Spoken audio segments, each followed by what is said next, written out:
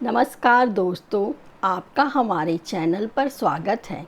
आज हम पंजाबी कवि अवतार सिंह संधू पास पर बात करेंगे, तो चलिए शुरू करते हैं। अवतार सिंह संधू पास पंजाबी कवि और क्रांतिकारी थे।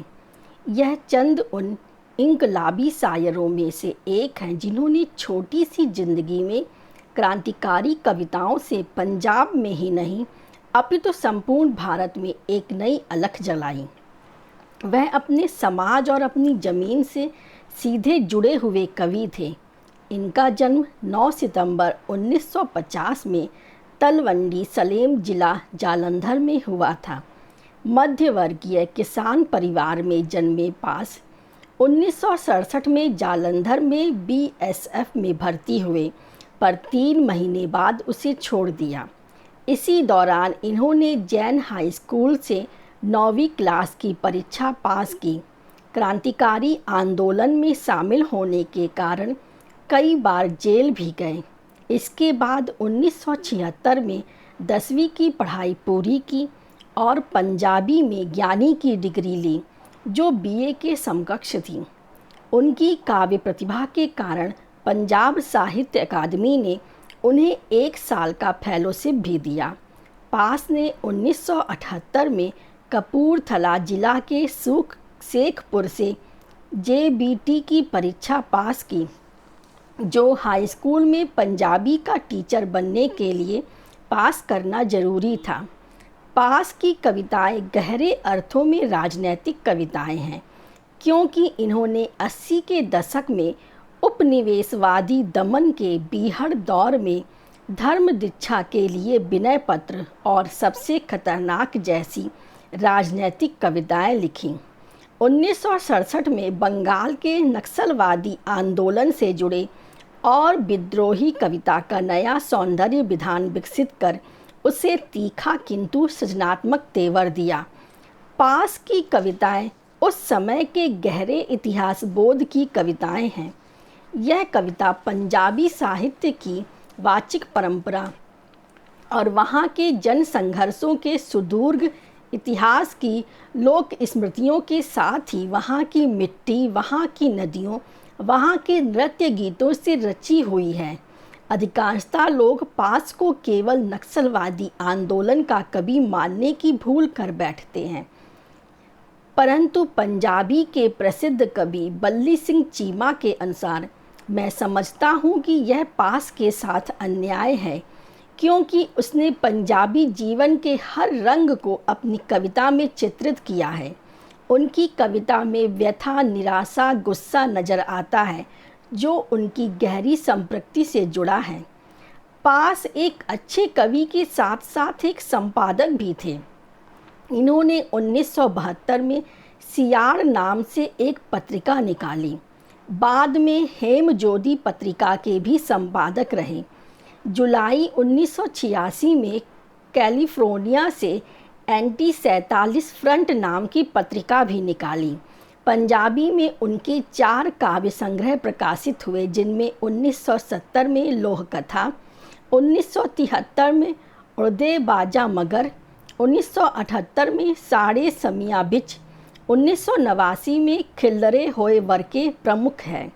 इनके काव्य संग्रह हिंदी में भी प्रकाशित हुए, जिनमें बीच का रास्ता नहीं होता, समय, ओ भाई समय, हम लड़ेंगे साथी, पास के आसपास प्रमुख है। पंजाब में जब खालिस्तानी आतंकवाद अपने उफान पर था, तब भी पास रुके नहीं और अपनी कविता का उपयोग हथियार की तरह करते रहे। 23 मार्च 1988 में यह पंजाबी कवि अलगाववादी ताकतों के खिलाफ लड़ते हुए शहादत को प्राप्त हुआ। कवि पास सच्चे अर्थों में एक क्रांतिकारी कवि थे। उन्होंने गरीब, मजदूर, किसान, मेहनतकश लोगों के अधिकारों के प्रति मशाल जलाई। क्रांति की ऊर्ध्वमुखी चेतना उनके खून में समाहित थी। वह निडरता से अपनी कलम की धार को तीव्रतर करते गए। वह क्रांति के गीत गाते हुए कहते हैं, हमारे लहू को आदत है, हमारे लहू को आदत है, मौसम नहीं देखता, महफिल नहीं देखता। जिंदगी के जश्न शुरू कर लेता है। सूली के गीत छेड़ लेता है। शब्द है कि पत्थरों पर बह बहकर घिस जाते हैं। लहू है कि तब भी गाता है। जरा सोचे कि रूठी सर्द रातों को कौन मनाए, निर्मोही पलों को हथेलियों पर कौन खिलाए। लहू ही है जो रोज धाराओं के होठ चूमता है। लहू तारीख की दीवारों को उलांग आता है। यह जश्न, यह गीत किसी को बहुत है, जो कल तक हमारे लहू की खामोश नदी में तैरने का अभ्यास करते थे। इस संसार में बिना किसी संघर्ष के कुछ नहीं मिलता। यह मानने वाले कवि पास के लिए संघर्ष का अर्थ था कि अपने सपनों के खातिर वह सब करना जो मुमकिन हो। इसीलिए वे कहते हैं, हम लड़ेंगे साथी उदास मौसम के लिए, हम लड़ेंगे साथी गुलाम इच्छाओं के लिए, हम चुनेंगे साथी जिंदगी के टुकड़े। हथौड़ा अब भी चलता है उदास निहाई पर, हल्की लकीरें अब भी बनती हैं चीखती धरती पर। यह काम हमारा नहीं बनता है, सवाल नाचता है। सवाल के कंधों पर चढ़कर हम लड़ेंगे साथी। कत्ल हुए जज्बात की कसम खाकर, बुझी हुई नज़रों की कसम खाकर, हाथों पर पड़े गांठों की कसम खाकर हम लड़ेंगे साथी। हम लड़ेंगे तब तक कि बीरू बकरिया जब तक बकरियों का पेशाब पीता है, खिले हुए सरसों के फूल को बोने वाले जब तक खुद नहीं सूंघते, कि सूजी आँखों वाली गांव की अध्यापिका का पति जब तक जंग से लौट नहीं आता, जब तक पुलिस के सिपाही अपने ही भाइयों का गला दबाने के लिए विवश हैं, कि बाबू दफ्तरों के जब तक रक्त से अक्षर लिखते हैं। हम लड़ेंगे जब तक दुनिया में लड़ने की ज़रूरत बाकी है। जब बंदूक ना हुई तब तलवार होगी, जब तलवार ना हुई लड़ने की लगन होगी, लड़ने का ढंग ना हुआ लड़ने की ज़रूरत होगी। और हम लड़ेंगे साथी, हम लड़ेंगे कि लड़े बगैर कुछ नहीं मिलता। हम लड़ेंगे कि अब तक लड़े क्यों नहीं। हम लड़ेंगे अपनी सज़ा कबूलने के लिए, लड़ते हुए मर जाने वाले की याद जिंदा रखने के लिए। हम लड़ेंगे साथी। पास का मानना था कि सपने हमेशा देखते रहने चाहिए और उसे सच करने का जज्बा भी कायम रखना चाहिए। वे इसीलिए कहते हैं, सपने हर किसी को नहीं आते। बेजान बारूद के कड़ों में सोई आग को सपने नहीं आते। बदी के लिए उठी हुई हथेलियों के पसीने को सपने नहीं आते। शेल्फों में पड़े इतिहास ग्रंथों को सपने नहीं आते। सपनों के लिए लाजमी है झेलने वाले दिलों का होना। सपनों के लिए नींद की नज़र होनी लाजमी है। सपने इसलिए हर किसी को नहीं आते। पास देश की दुर्दशा देखकर आहत हैं और इसीलिए वे क्रांति को आवश्यक मानते हैं। क्रांति द्वारा वह अन्याय पर आधारित व्यवस्था को बदल देना चाहते हैं। वे कहते हैं, क्रांति कोई दावत नहीं, नुमाइश नहीं, मैदान में बहती नदी नहीं, वर्गों की रुचियों की दरंदगी भरी भिड़ंत है। मरना है, मारना है और मौत को ख़त्म करना है। देश की दुर्दशा, भूख, भ्रष्टाचार आदि से आहत जनप्रतिनिधियों के रूप में चुने गए सत्ताधीशों के लोलुप भ्रष्ट चरित्र को उजागर कर कवि पास मोह भंग की स्थिति को बाखूबी रेखांकित करते हैं। वे कहते हैं, मैंने टिकट खरीद कर आपके लोकतंत्र का नाटक देखा है।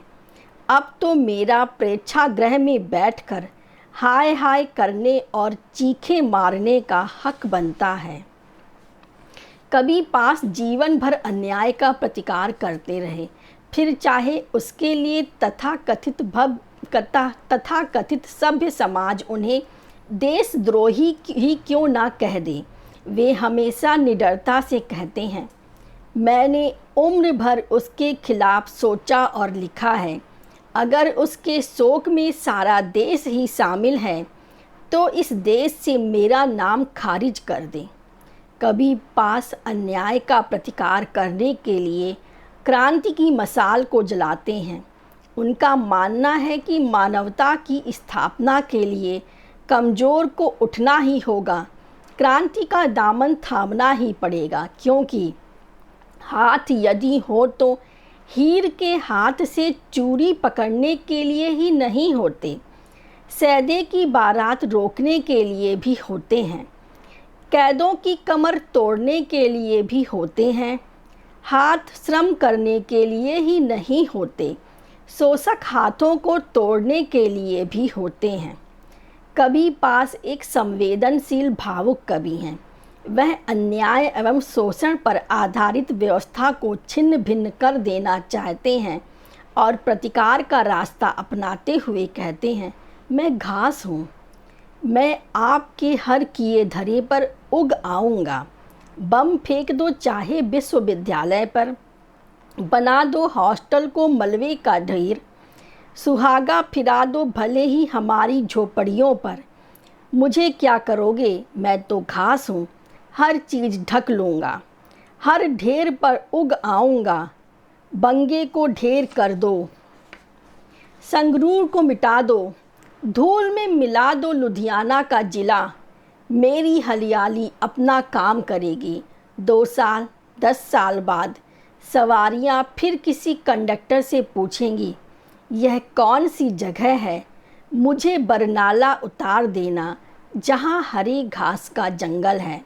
मैं घास हूँ, मैं अपना काम करूँगा, मैं आपके हर किए धरे पर उग आऊँगा।